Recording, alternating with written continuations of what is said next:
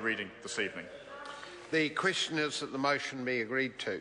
Mr Speaker. Honourable David Cunliffe. Mr Speaker, there's a kid's story about a little engine that was trying to get up a hill, and it was trying, and to get to the top it had to say it was the little engine that could. And unfortunately, the Minister that's just resumed his seat appears to be the engine that couldn't. This is a huge missed opportunity. Look, we all know that life takes interesting twists and turns that can't be predicted. And we all know that it's impossible to write a law that takes account of every unique personal circumstance. But if the Minister is so committed in his final words to the paramountcy of the interests of children, why did he miss the opportunity, A, to stay around and listen to this, but B, to write into the bill that old principle of jurisprudence that the interests of the child should always come first? And why did, Mr Speaker, national members of the Select Committee in question, I'm advised, block a request by Labor members that the committee write to that Minister and ask that that principle that he has just signed up to in passionate terms for him in the House be written into the law? Why was it not good enough for the Minister to put into the law the principle that the interests of the children should come first? It's the right thing to do. It's also in society's interests, because if children are given the best start, they go on to be the most productive contributing members of society. And as members opposite know well, who've had history of law enforcement experience, the children that go off the rails early are so hard to get back on the rails, and the costs to society are so huge of lives gone wrong. So here we are. We have, as a parliament, taken years to look at child support. I just want to flick back to some history. When the government changed, or around the time the government changed in 2008, there was $1.3 billion of uncollected child support debt and penalties. 4 years later, under this Minister's watch, that has doubled to $2.7 billion of unpaid child support. It's doubled in 4 years. So the Minister for Small Change has fiddled while the child support system has been burning to the ground. The previous opposition spokesman, one Judith Collins, said writing off debt sends the worst possible message to absent liable parents.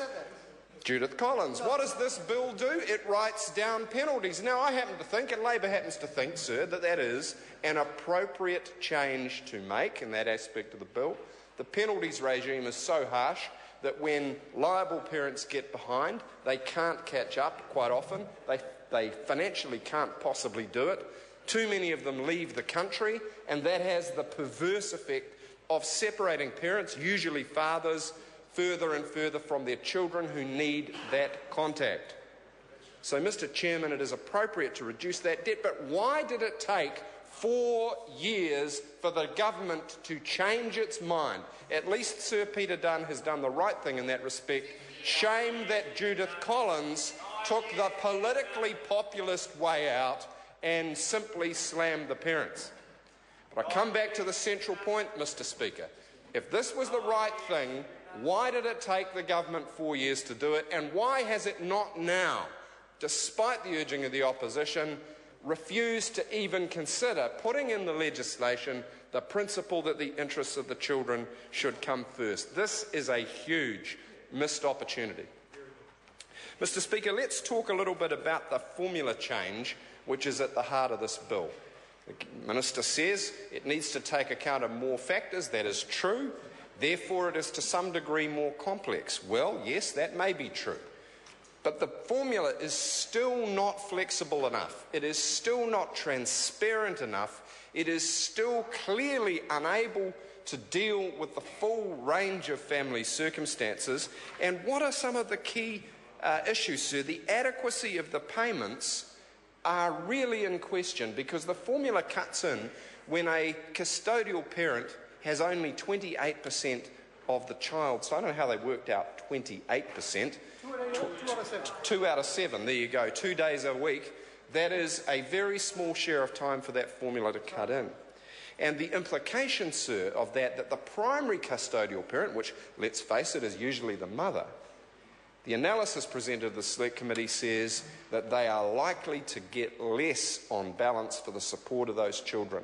Less money will go to the mothers and the children under this formula, and yet the costs of administering it, sir, by the government's own admission in the regulatory impact statement are going to go up. There's $100 million in extra administration costs. $100 million worth, the government is buying $100 million of red tape to wrap a bow around a debt mountain that's doubled on its watch. And in addition to that, there's $42 million more which is going into the estimated Crown liability for the gap between what liable parents pay and what custodial parents get. So there's $100 million more red tape, there's $42 million gap more. This does not sound like a system that has suddenly been fixed. This is a system that is being fiddled with. And frankly, sir, the children of New Zealand expect and deserve more from this government than fiddling with a system that has taken them 4 years to bring to this House. So it is with considerable sadness, rather than anger in any sense, that the Labour opposition is saying this is so much of a missed opportunity that we are sorry we cannot support the passage of this bill. And we say to the Minister and the government again now, stop and take it back to the drawing board, write in the primacy of the interests of the children, introduce real-world flexibility into the payment formula, make it transparent, protect the position of the mothers and the children, and make this a system that is worth Parliament's time. Let's not be the Parliament of small tinkering changes because we haven't got the vision or the courage to make the big ones that we need. Step change, not small change, an echo from the committee stage, wonderfully penned by our Justice spokesperson, Andrew Little. Step change, not small change, and that, sir, is at the heart of this debate. Mr. Speaker, it is doubly disappointing that National has taken this long when it has presided over a doubling of the debt, when it has flip-flopped its earlier criticisms of the bill, when members of the Select Committee has refused even to write to the Minister on the issue of the primacy of the interests of the child. And, sir, that all adds up to a missed opportunity. Mr. Speaker, there are some matters that are more operational in nature that I will briefly mention in this third reading contribution. The first is the issue of automatic deductions. Labor has raised concerns about the unintended consequences contained in provisions that strengthen Inland Revenue's ability to make automatic deductions without consent. Sir, I note that today, on the same day as the third reading of this bill, the same minister has issued a press release suggesting that IRD should be able to share, for the first time, personal and private taxpayer information with other government agencies for the purpose of crime fighting. That in a week where they'll just email it around the whole government. And how long will it take for the first civil servant to press broadcast send and put people's personal tax information in the public domain? And, sir, if you have a problem with that, just send it to the Prime Minister and he'll probably ring someone and ask them to broadcast it before he makes them, I don't know, the head of New Zealand On Air or the head of the Government Computer Security Bureau, because that's how this shonky works, sir. Ring a mate, put them in a sensitive position, breach the public, and the members opposite are squirming. They are squirming, sir, because they know that that is a very serious breach of the public trust. That's got their blood flowing, hasn't it? What a mistake, sir. to introduce a bill on the subject of personal private tax information, third reading speech, on the same day that they put out a press release calling for the broadcast of personal tax information. Dig your way out of that one, Mr Lodoinga. Visitor Sam Lodoinga. Thank you, and I think not only this Parliament but certainly